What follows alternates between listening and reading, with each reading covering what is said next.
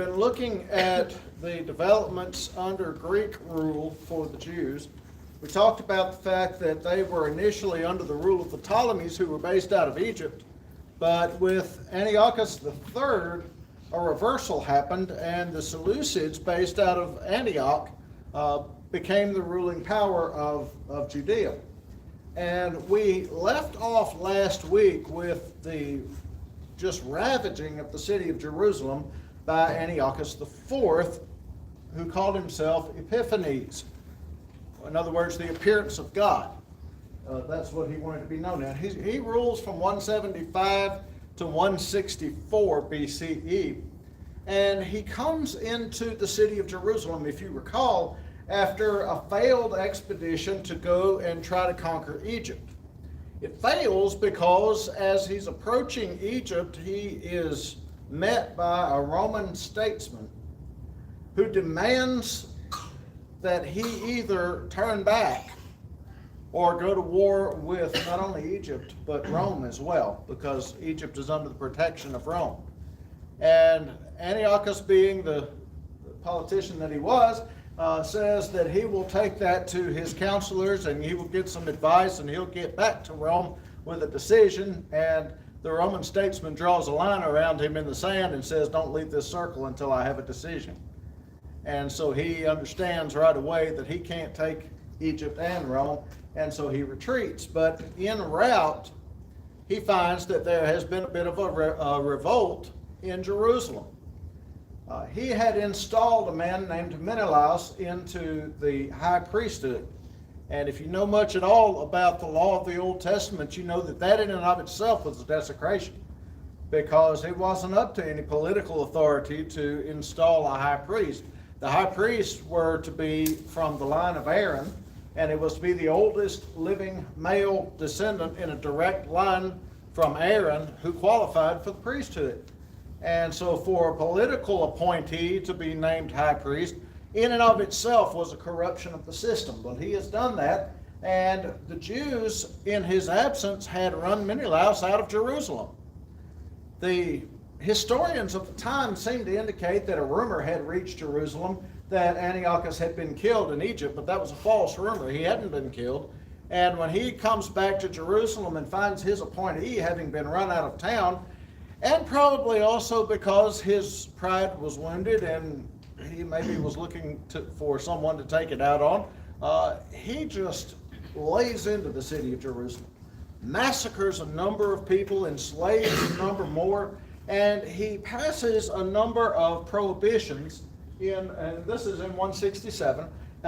He massacres the Jews. He forbids them to circumcise their sons. Now, let's talk for just a moment about the significance of circumcising their sons. Is circumcision a product of the law of Moses? It's back to Abraham. It predates the law of Moses by almost 500 years. Paul makes that clear in the letter to the Galatians. I'll get it in a minute. The practice of circumcision was part and parcel of the covenant that God had made with Abraham and his descendants after him. And as we see in Genesis chapters 12 and 15, God had a special plan for the lineage of Abraham. The background for that plan is actually found in Genesis 3 and verse 15, when God made the promise to the serpent that the seed of the woman would bruise or crush the head of the serpent, and the serpent would bruise his heel. We don't find all this out, of course, till we get to the New Testament, but that's what God is doing. He's developing this promise from the Garden of Eden, and he's going to develop it through the family of Abraham. And so in Genesis chapter 17, God makes a covenant explicit with the lineage of Abraham that they will walk before God and they will be perfect before him, and he will be their God, and through the lineage of Abraham, every family of the earth will be blessed. Now, many times when a covenant was struck, there was some sort of a sign or token of the covenant. Think, for example, in Genesis chapter 9, when God made the covenant with Noah not to ever again destroy the earth by water, there was a token of that covenant. Does anybody remember what it was? The rainbow, that's right. And God said he set his bow in the cloud as a token, as a reminder that he would never again destroy the earth by water. Well, the token or the reminder of the covenant that God made with Abraham's lineage was to be the practice of circumcision. And any soul that was not circumcised on the 8th day of life was to be, in the language of Genesis 17, cut off from his people. Now, that's significant, because the absence of circumcision was an indication of someone who did not have part of the covenant that God had made with Abraham. Now, of course, Abraham begat Isaac, Isaac begat Jacob, and then Jacob begat the 12 sons who became the fathers of the 12 tribes of Israel. So by the time we get to the law of Moses and God makes his covenant with the nation of Israel, the entire nation is practicing circumcision, not by virtue of the law of Moses, but by virtue of the covenant with Abraham 500 years before. All right? So now you come down to 167 BCE, and you have Antiochus coming in and saying, you shall not practice circumcision. What he is effectively demanding of them is that they abandon the covenant between God and Abraham's lineage.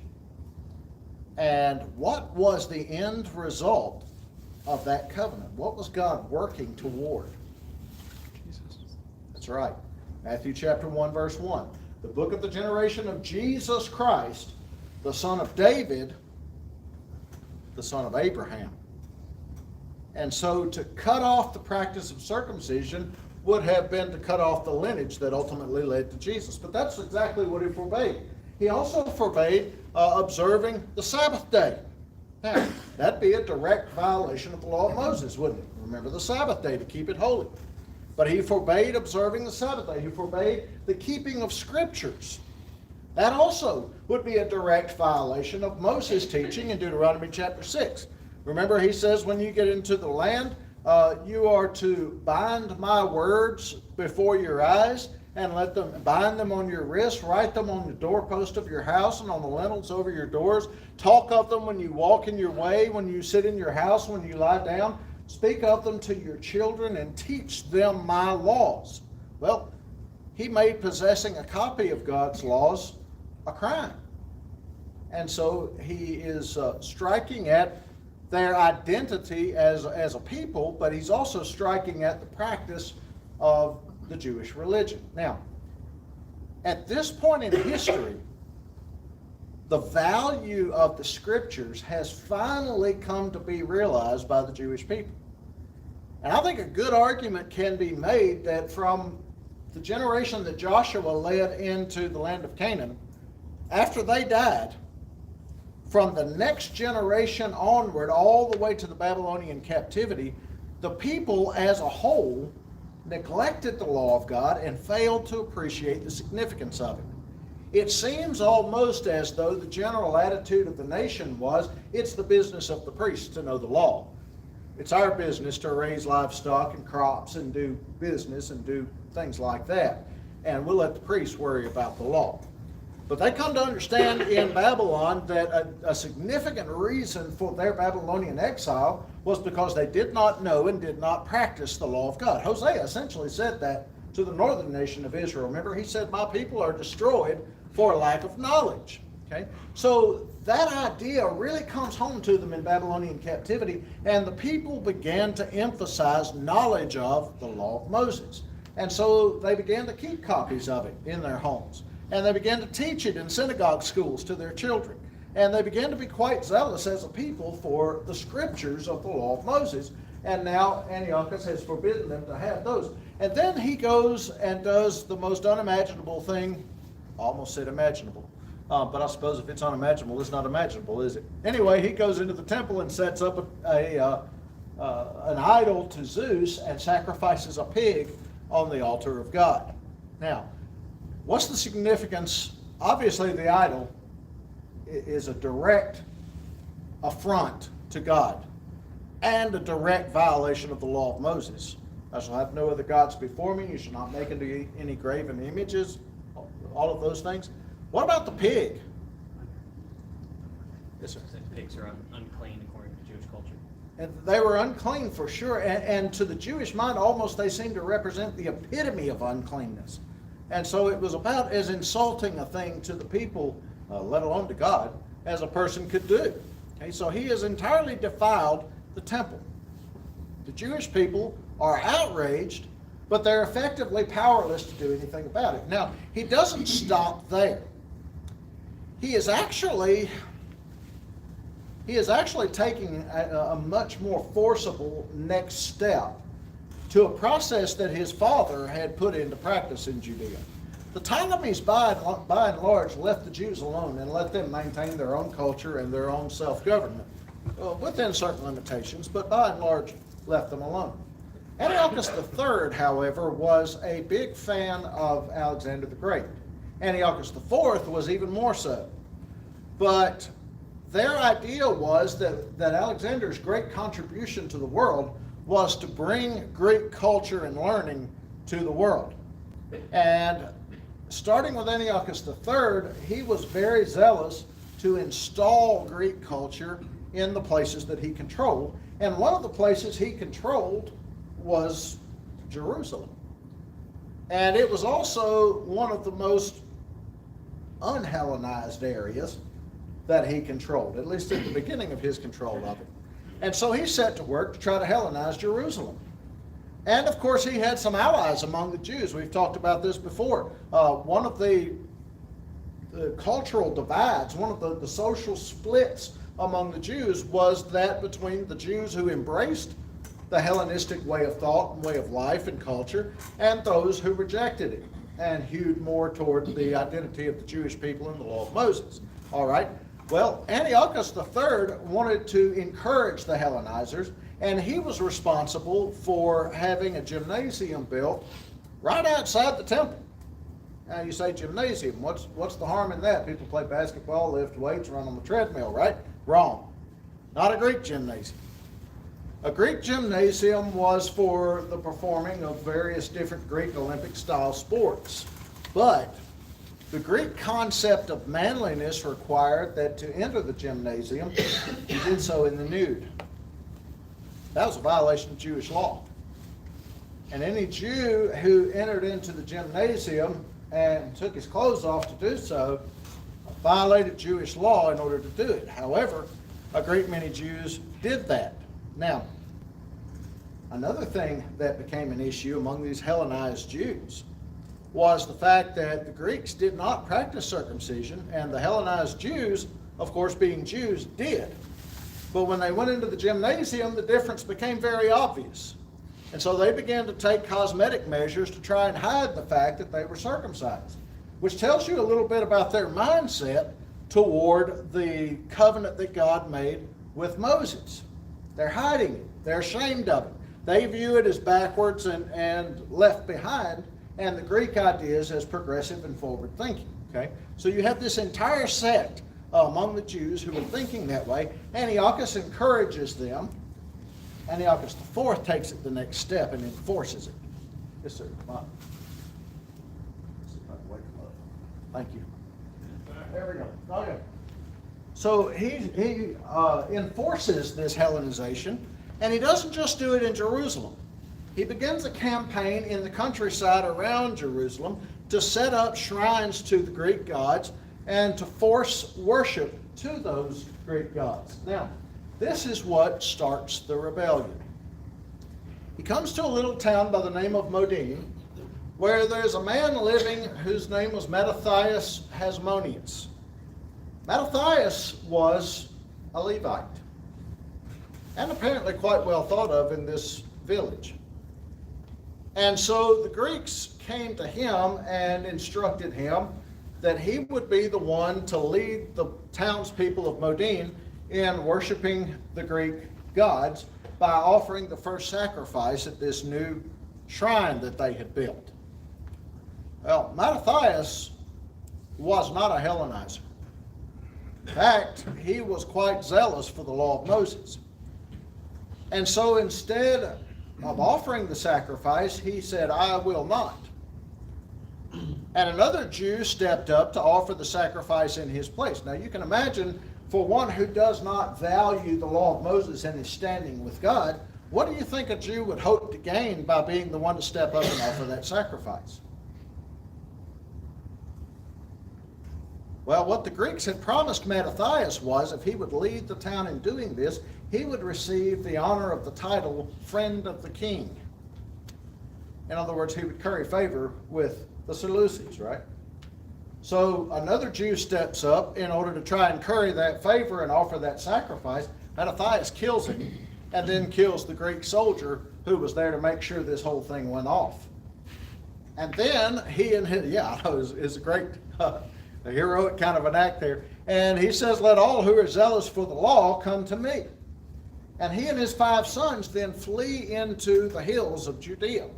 And they begin a guerrilla warfare campaign against the Seleucids. Now he has 5 sons, and I've listed their names here for you. Judas Maccabeus is the one from whom we get the name Maccabees. And you may be familiar with the books of Maccabees that are not inspired, but nevertheless books that record the history of this period. And they are quite ancient books, and so they were written at a time close to the events that they record. And so the history is worth reading, even if, you should understand they're not inspired by God. Maccabeus is a word that literally means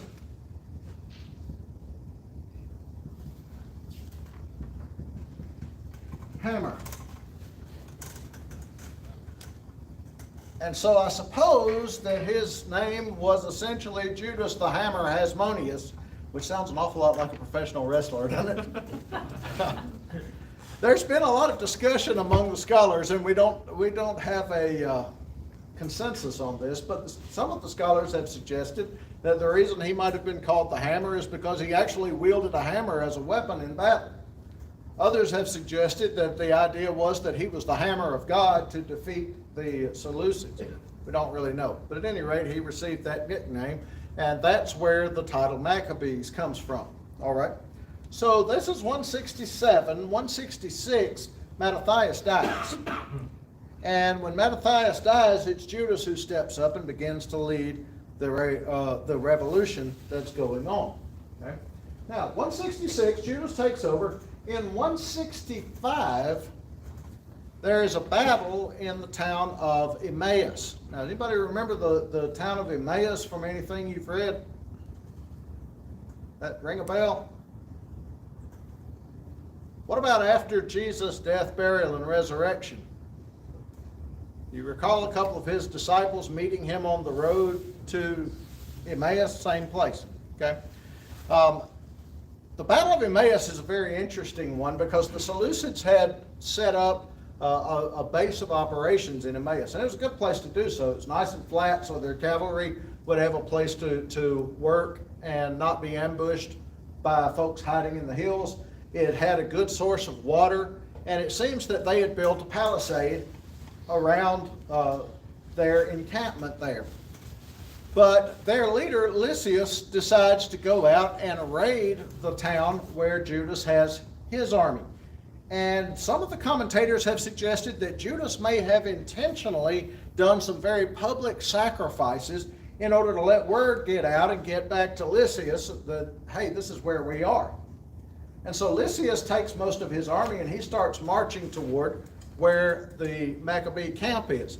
The Maccabees execute a brilliant and highly precise maneuver of going back to Emmaus while Lysias is seeking them, taking a different route and timing it so that they arrive at Emmaus just at the break of dawn. Now, whether he did this for the symbolism or just for the military tactic, we don't know. But the first thing he did upon encircling the palisade was he had his soldiers blow their trumpets. Now, does that sound familiar to you from anything you've ever read before? Gideon, yeah, and the Midianites. And not only that, even before Gideon, remember Joshua had the people blow the trumpets as they circled Jericho. And so there's definitely a sort of a pedigree for this technique in the Old Testament. And you can bet that his followers would have been very well aware of the symbolism from the Old Testament, and it would have probably struck a chord with them. Well, they blow the trumpets, they attack the palisade. All that's left there really is a very small force, but they're easily able to rout them and loot the camp. And then they go chasing Lysias and his army, who now don't have the protection of their palisade or their supplies or any of the other stuff, and they harass and harry them way out into the country, into a retreat. So it was the first big victory for them. Then in 164, Antiochus dies. Now, he doesn't die in anything that the Maccabees caused. He's off fighting another battle and dies falling out of his chariot on the way back from that battle. But there's a shift of power here. His son, Antiochus V, is next in line for the throne, but he's a child. Okay. So you have Lysias and a child king. But do you recall that I said to you last week that when Antiochus IV came to the throne, that he wasn't actually the next one in the legitimate line of succession, and he was widely viewed as a usurper? Well, the one who actually was next in the line of succession had been in Rome, and as a hostage, and he escaped. And he came back to Antioch, and he managed to convert a great many of the Seleucids in Antioch to his cause, and he ends up killing Lysias and Antiochus V and taking the throne. All right, now you've got a whole different scenario going on here. Lysias has retreated back to Syria and ends up being killed, but when Lysias retreats after having been defeated, guess what he leaves? He leaves Jerusalem unoccupied. And so the Maccabees, as they're being known now, Hasmoneus is their last name actually, but the Maccabees march triumphantly into the city of Jerusalem, and they ritually cleanse the temple, and they restore the practice of the law of Moses.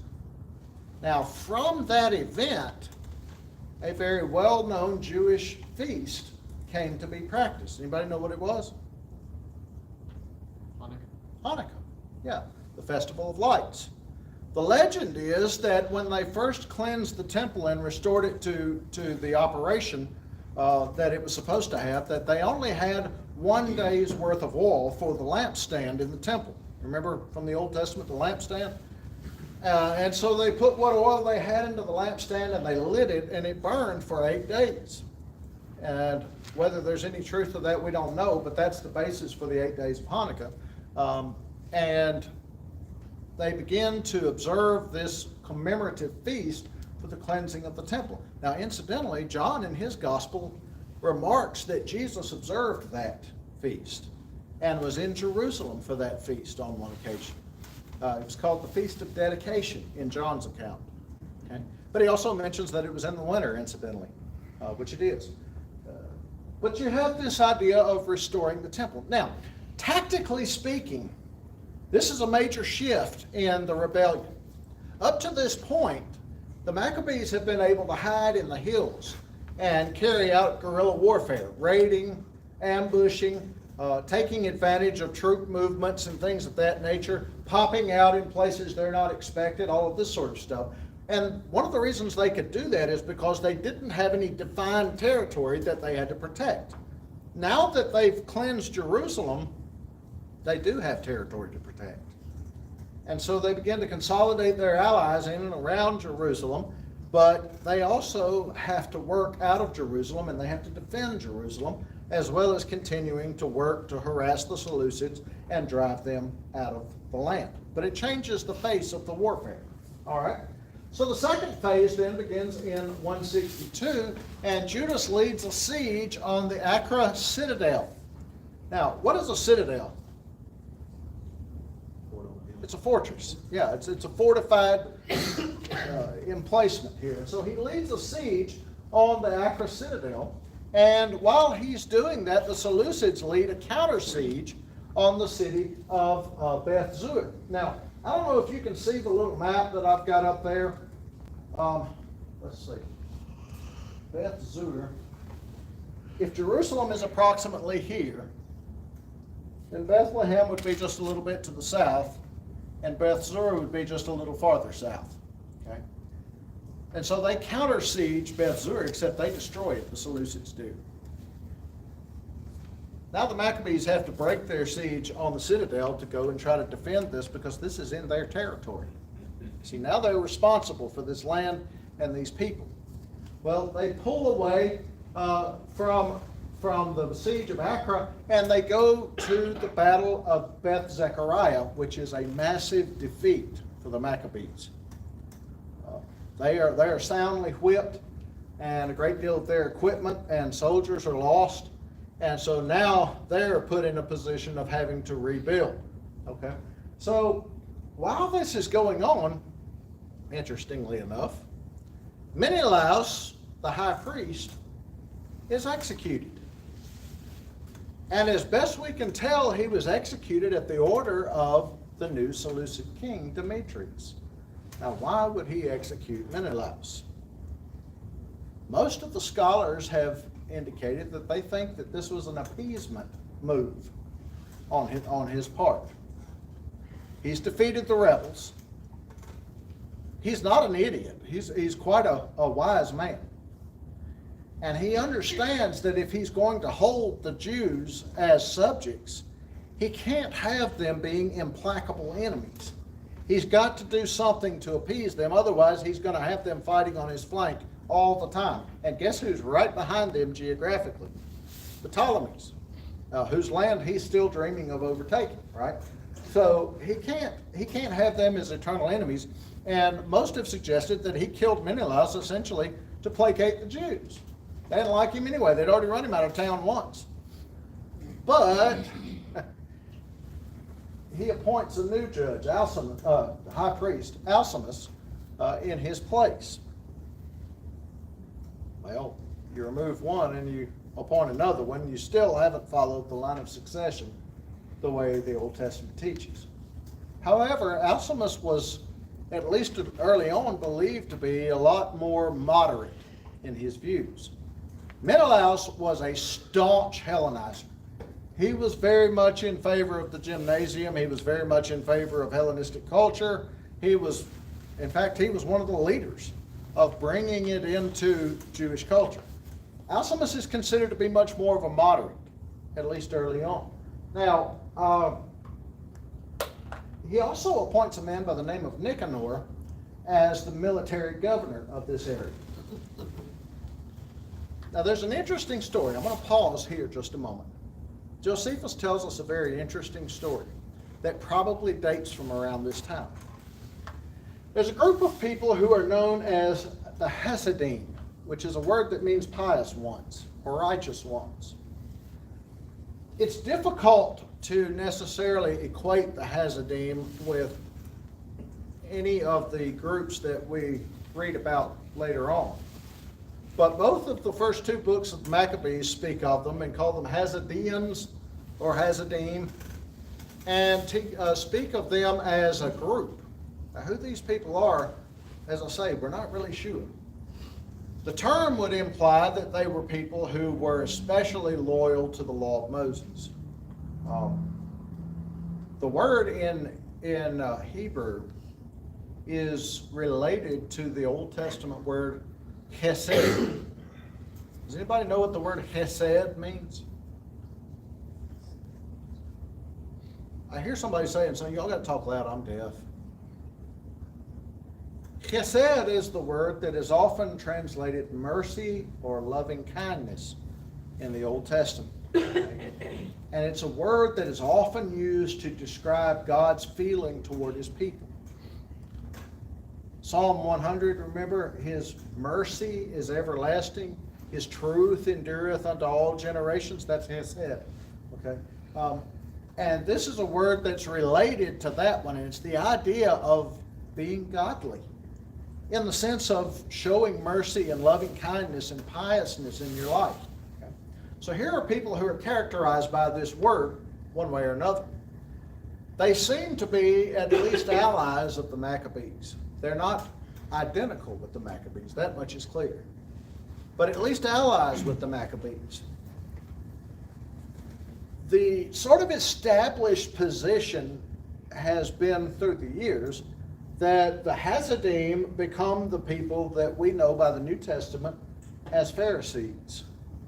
who also placed a very, very high premium on the idea of piety under the law, although by the time of Jesus they had gotten incredibly legalistic about it. Others have suggested that no, they became what we know later as the Essenes, and the Hebrew word, or the Aramaic word rather, for Essene is a direct relative to the word Hasidim, and so they suggest that that's just a derivative, one of the other.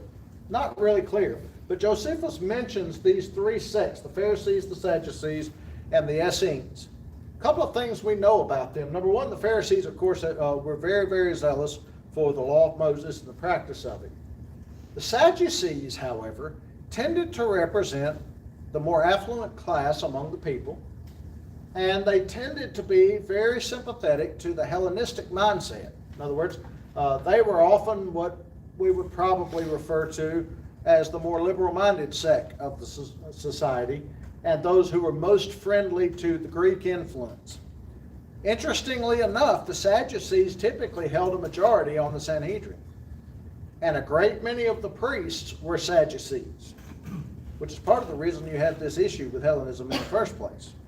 And then the Essenes were sort of known for being almost like a group of monks, in the sense that they separated themselves away from the other people. Very pious people, but they tended to live apart, ascetic sort of lifestyles. Yes, sir. Was it the Essenes they think that wrote the Dead Sea Scrolls? They do believe that the Qumran community was a community of Essenes. Yeah, at least as far as I know in what reading I've done. Yeah, good question. Okay.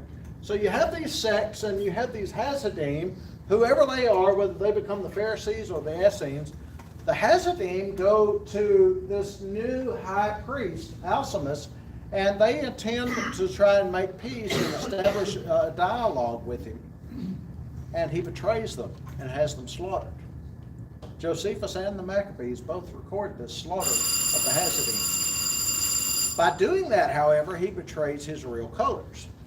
He's really a puppet of the Seleucids, and he becomes a mortal enemy of Judas Maccabeus. Wish I had time to get into the battle of, it's not Asada, I apologize, I misspelled it. The D and the S are transposed. It's Adasa, A-D-A-S-A. So if you want to Google it and read up on it between now and then, help yourself, but spell it right. I didn't. All right. Thank you so much for your attention. Have a great night.